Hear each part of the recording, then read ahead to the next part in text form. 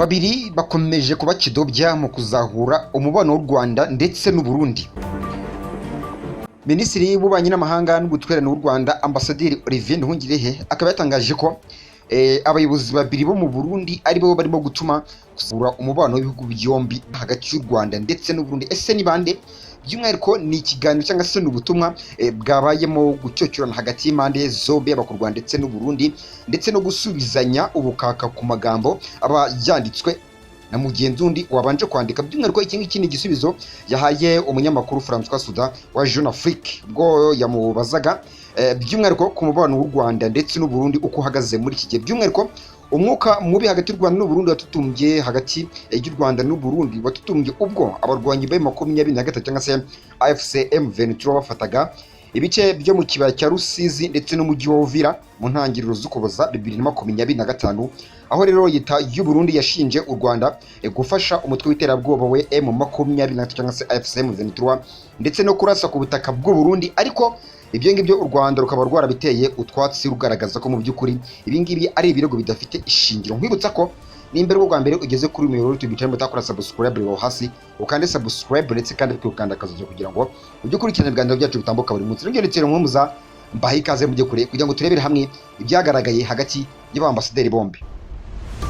Abakurikiranira hafi amakimbirane yo mu karere k'ibiyaga bigari ahangaba bakaba bagaragaza ko hari impungenge z'uko ibihugu bigiye bitandukanye birimo u Rwanda, Repubulika ya Demokarasi ya Kongo ndetse n'u Burundi bishobora kujya mu ntambara idasanzwe muri aka karere ka Afurika y'ibiyaga bigari. Minisitiri Olivier Nduhungirehe yatangaje ko nyuma y'ifatwa ry'umujyi wa Uvira abo mu nzego zigiye zitandukanye z'umutekano z'u Rwanda ndetse n'iz'u Burundi bagiye bahura mu nama zigiye zitandukanye zigamije guhosha umwuka mubi.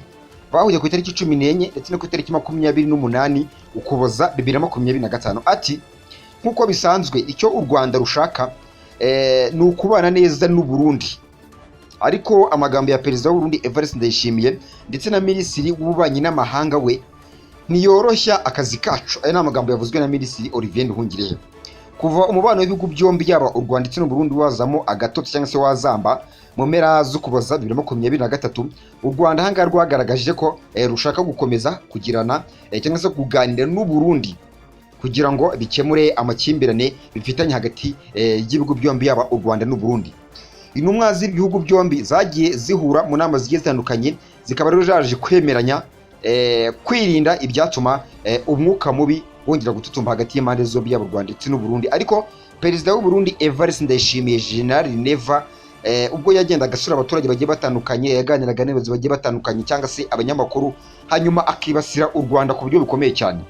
Muri Werurwe 2025 perezida w'u Burundi Evariste Ndayishimiye ubwo yaganirije BBC ahangaha yavuze ko niba u Rwanda rushaka gutera u Burundi nabwo buzatera u Rwanda i Kigali. Ati ariko twebwe tubabwire ko niba bashaka gutera igihugu cy'u Burundi cyangwa se bashaka gutera Bujumbura baciye muri Repubulika ya Demokarasi ya Kongo, natwe Kigali si kure duciye muri Kirundo. Aya ni amagambo yavuzwe na General Neva ubwo yavuga ko u Rwanda rushaka gutera u Burundi runyuze muri Repubulika ya Demokarasi ya Kongo. Ku itariki 5 Kanama 2025 perezida w'u Burundi Evariste Ndayishimiye nibwo yagize Dr Bizimana Edouard minisitiri w'ububanyi n'amahanga. Ibi ngibi byagaragaye ko uyu nguyu afite amatwara agiye atandukanye cyane n'aya Albert Shingiro. Uyu nguyu akaba ari we yasimbuye, ndetse kandi ko uyu nguyu yahoze ari ambasaderi w'u Burundi mu gihugu cy'u Burusiya, ndetse kandi adakoresha amagambo ya diplomasi. Kuva mu ntangiriro zo Kuboza 2025 Minisitiri Bizimana nibwo yibasiye cyane u Rwanda yifashishije urubuga nkoranyambaga rwa X ruzwi nka Twitter, ndetse kandi ibingiye bikoze atitaye ku biganiro byari bikomeje hagati y'impande zombi yaba u Rwanda ndetse n'u Burundi. Ku itariki 3 Mutarama 2026 nibwo yanditse ku mbuga nkoranyambaga zigiye zitandukanye avuga ati u Rwanda rwagerageje perezida wa Leta Zunze Ubumwe za Amerika Donald Trump kugira ngo rurebe uko mu by'ukuri niba hari icyo yaba yabikoraho, ariko mu by'ukuri ngo nta kigeze abikoraho. None ubu ngubu u Rwanda ukaba rukomeje gufata ibindi bice bigiye bitandukanye mu burasirazuba bwa Repubulika ya Demokarasi ya Kongo rurenga ku masezerano ya Washington. Ibi ngibi ni ingenzi kandi ndetse no gushimangira uruhare rubi rwa Katari iri gukoresha izina ryayo ndetse n'amafaranga kugira ngo ibuze Leta Zunze Ubumwe za Amerika kugira icyo ikora ku Rwanda. Minisitiri Bizimana ahangaha yaje kotswa igitutu nyuma yo gutangaza ano magambo yibasira abahuza yaba Katari ndetse na Leta Zunze Ubumwe za Amerika. Nibwo rero yahise ayasiba.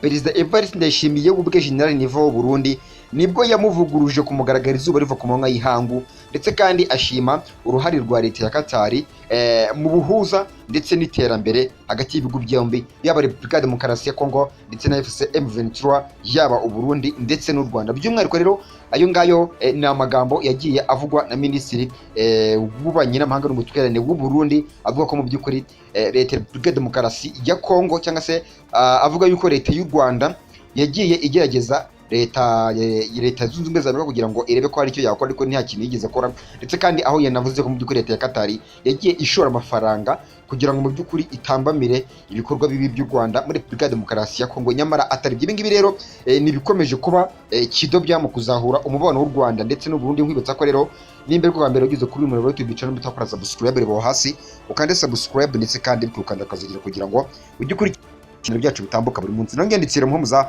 andi makuru agezweho no mu kanya.